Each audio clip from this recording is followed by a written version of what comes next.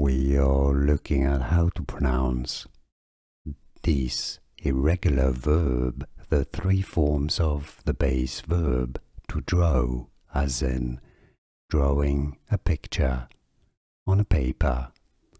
The past tense or simple past is pronounced as drew.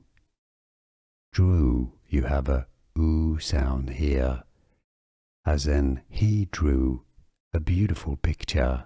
The participle is pronounced as drawn, as in this picture was drawn very beautifully.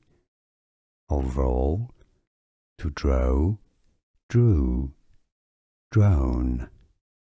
Here is a video for you to learn the pronunciation of all irregular verbs. Watch it to practice your English pronunciation.